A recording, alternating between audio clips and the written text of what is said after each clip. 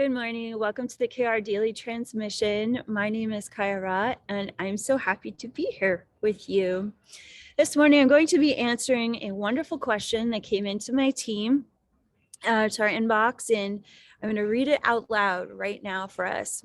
The question comes from this beautiful soul that wrote in and said, I feel called to work in public education. Is it okay if my purpose, my divine purpose, is outside of the spiritual realm? How can I navigate Sophia Christ consciousness to be a leader in non-spiritual places? I just want to say how deeply touched I am by this question. It's why I chose this question for today's KR Daily Transmission. This kind of a question is so dear to my heart, and here's why. Because so many people make themselves wrong unnecessarily, and that just hurts my heart so much. For me, everything about this world is spiritual. How we treat our bodies is a spiritual choice. How we walk in this world is a spiritual choice. Leadership is service. How we show up to serve in any area of our life is spiritual. I'm out on the porch. It's a little cold, and Sophia is coming towards us. Maybe she'll make her cameo appearance. Who knows? We'll see. I think this question is something that's pretty universal in the human experience, where we are, we're judging what we think is spiritual as something outside of, like, it has to be either in a temple or a priestess or a church or some sort of nonprofit. It's like leadership is service. Everything that we can do to help others, anything that we do to interact and engage, especially, oh my God, education, public education, that's like the front lines of where the spiritual battle is happening. Like your prayer to be in those classrooms, with those developing young minds, I can't think of a more spiritual thing to do. I mean, my God. And to bring that Sophia Christ consciousness forward, what does that mean? It means the perspective of your higher self is going to be speaking to those children every day. I remember one teacher that I connected with in the early part of my life, in my early 20s, and that person changed my life literally forever, simply in the way that she saw me, the way that her eyes seemed to look through my soul. She was simply teaching me an art course, but it was the way that she saw me that taught me how to believe in myself and how to see in myself for the first time in my whole life.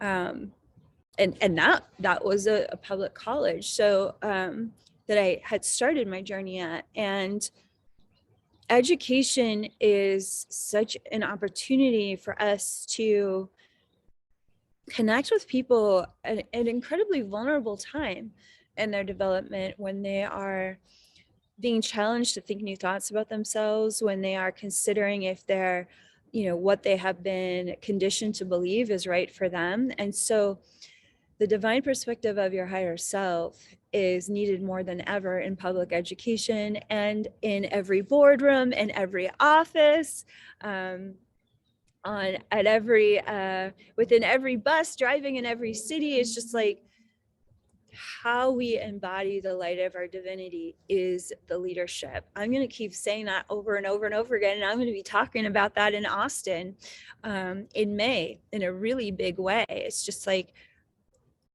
the power of your thoughts, the power of your perspective, the power of your divine love. That's what changes this world. It's not what hat you wear while that perspective is pouring through you. And by the way, as Mother Mary teaches in the Sophia Code, whatever you feel passionate about, whatever you feel drawn to, even if you don't feel passionate about it, but you just feel magnetized to fulfill a certain point of your purpose through an interest that you have, it's just like there's a reason for that. Your soul is choosing that interest through you.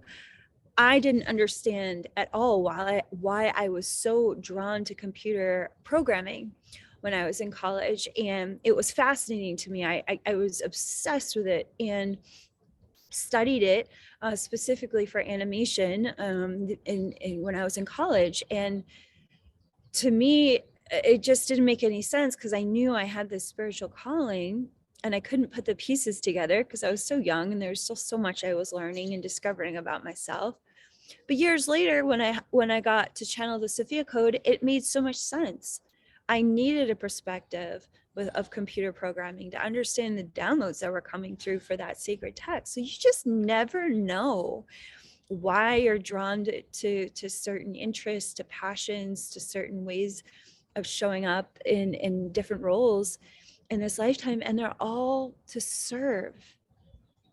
They're all to serve. They're all interconnected. Being a parent is leadership.